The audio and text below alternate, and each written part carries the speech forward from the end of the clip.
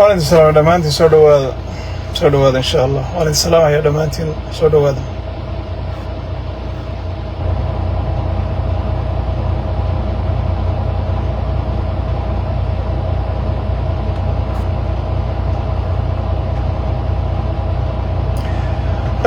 شرقرية إن شاء الله شرقرية وحان ربا وقت يربان هيا أنا وحوغا إذن أبنيت قرية وحنا أن كايدا هذا السوشيال ميديا إيا دور الشدة ودنكا مريكنكا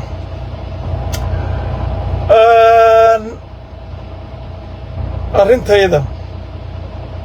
laba qodob baan u kala qaadayaa Umar Faatax wiil warsangari ah ciwaankayga sida aad ku aragtaan ciwaankayga waxaan ka dhigay shirqoolka beesha ma jirtana shirqool Sheekh Umar Faatax haddii aad baar credit waxaa weeye qof dembi galay oo systemka Mareykanka ay ugu jirto inuu dambiile yahay qofkaas marka uu baar credit noqdo shaqo ma helo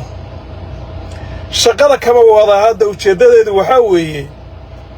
haddii aad bulshada ama environment-ga aad ku dhex nooshahay aad baar credit ka noqoto oo sharaf ku lahayn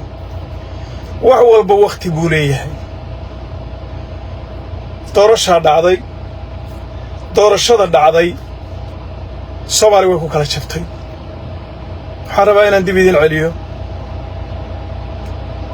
daarood baa ku kala jabay Soomaali baa ku kala jabtay waxaa dhacayna hal qabiil baa mas'uul ka ah dib aan idin celiyo dawladda qaranka Soomaaliya ee Soomaaliya ku faanaysay hal qoys baa dumiyay oo Soomaali ah dagaal ku bilaabay waana ma jirteen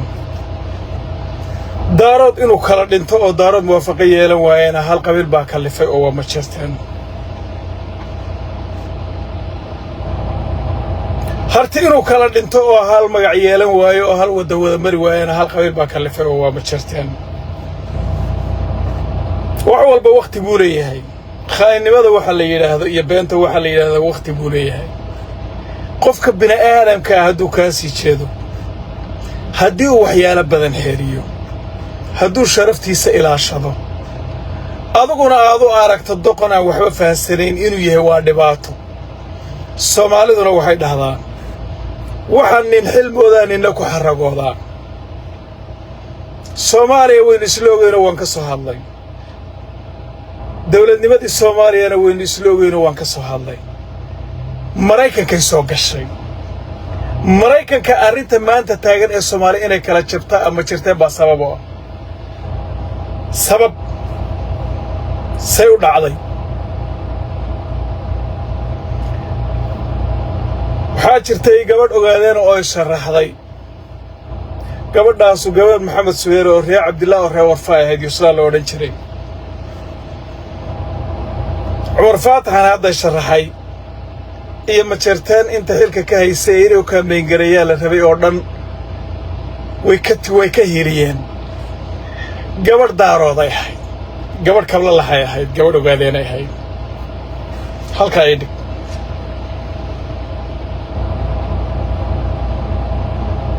waxaa jiray wiil sharaxay oo habar gidana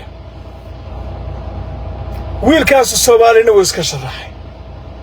qabiilka hawiye ma jirteen ka soo baxay saqiir kibiir oo u codayn jireen wargaro aan leeyahay haddii ay jiraan dad caqli leh oo ma jirteen oo gar qaata ma jireen baan anigu ku leeyahay ma jireen shalay waxa aad ragga ku samaysay in lagu sameeyo waa inaad sugtid dadka nin malaha Mareykanna nin walba isaga yimid nin walbana baasaboor buu leeyahay nin walbana codkiisu leeyahay Soomaalinima lagu dooranay adoo ma jirteen hawiyaa ku dooranay dhulbaanta ku dooranay ma jirteen aan ogaadeen baa ku dooranay Soomaali oo dhan baa ku dooranaysi yaa keenay in gabadh hindi looga codayo wiil Soomaali ah waxa keenay ma jirteen saaka waxay tunka soo saarteen wiil warsangari ah oo say wallahi oo maskiin ah oo aan cidna dembi ka gelin oo daarood ah wiilkaana baar kiridhid waxaa ka dhigay oo ka leexiyey dadka majeerteen oo daraadii looga leexday ilaan hadalku suuyaha loo dhigaa isagu markii hore inuu ka kaambayn gareeyo Yusra iyo Cumar Faatax inuu iyo wiilkii habargidir inuu ka codeeyo oo u kaambayn garay waayana majeerteen baa shirqoolay hadalku bartii hayna dhigtaa fiican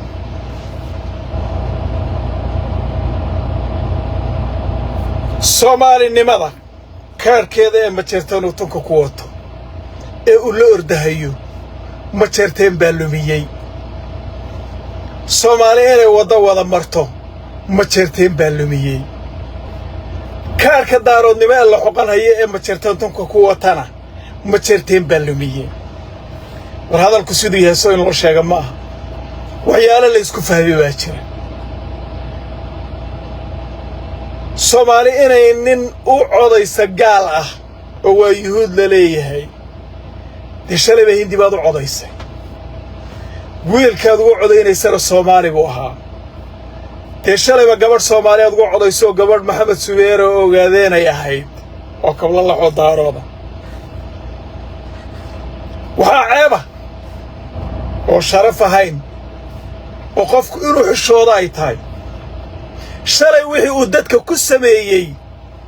in lagu sameeyay in uu qaadan waayo anigu shakhsiyan ayaan la ahaan horta wixii dhacay way dhaceen boqolkiiba 80 ama 90 ogaadeen waa u codeeyay wiilka iyaga oo fiirin haya wiilkaas inuu ahayn majeerteen waxaa jira dad yar oo gees ka maray waxaa jira nin ilka casal la yiraahdo oo ka leexday ninkaas waa nin xidid majeerteen la oo gabar ka qaba gabadhoodii xaqooday martay oo Cumar Faatax bay u codaysay isaguna wuu diiday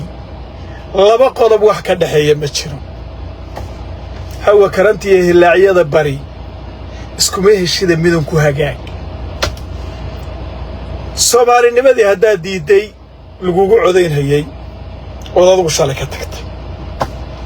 daaroodnimadii hadda diiday lagugu codaynayay oo adigu ka tagtay Soomaalidu qabiil bay noqonaysaa diwaan lagu kala tagayaa nin walba raciisantii su'aalaha keentay noqonaysaa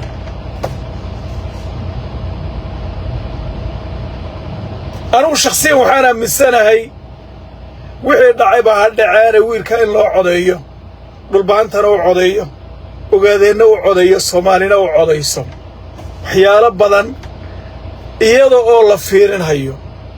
hadday dhic weyday oo laga horyimid oo majeerteen wuxuu watay la diidayna xaq bay u leeyihiin gartu Ilaahay bay taqaanaa wixii aad shalay samaysay media majeerteen waa ka wada dhawaaqaya ogaadeen waa doqon dhulbaanta waa doqon baatima cadda waa doqon waxay raaceen hawi waxaad adigu shalay samaysay haddii lagugu sameeyo ogaadeenna kugu sameeyo dhulbaantana kugu sameeyo adiga boorso meel ku taalla ma ayna ahayn nin walbana codkiisa isagaa leh أوبا الذي 5 في دالع وروح شهر سبعي سبع لوسمية أذوق ننعد كي سمريت وحيدهان أصور دشيان أو سوق الأردهيان روا وحويري والله الليلة قاري وعيري وحليقو يروا وهذا المياه بولس مدكنا وهذا الهيرب كوخرا عدك وهذا يعدك الصومالي معنا ماله ما تشتين بسود شيء هدول معنا لهاي المحل يسوى هيستان السؤال محل يسوى هذين أيام محل يسوى دقيقة وهذا هدول دقرين محل هذين أيام والبعد هدول دقرين محل هذين أيام والسؤال قفك عقلي وصاحبه إنه كجواب أي تهاي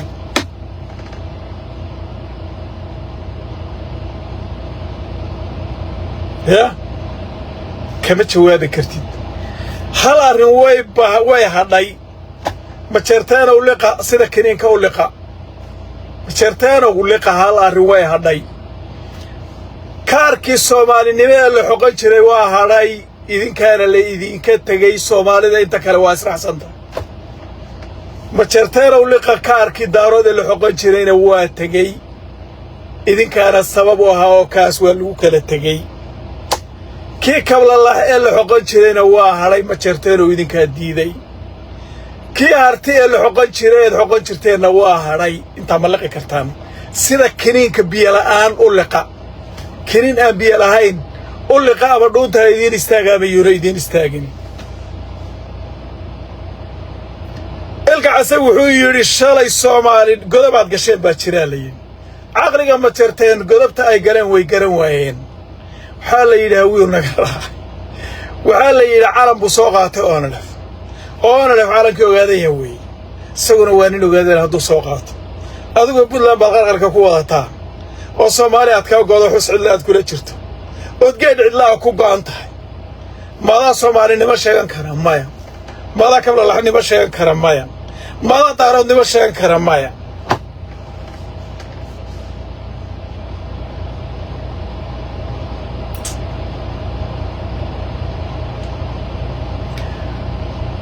waxay dhahaan ilka casawilka ku galinay gabadhana noo fulkiina soo celi gabadhu iyada ninka guursatay gabdhaha in la iska galana ma aha gabadh ogaadeen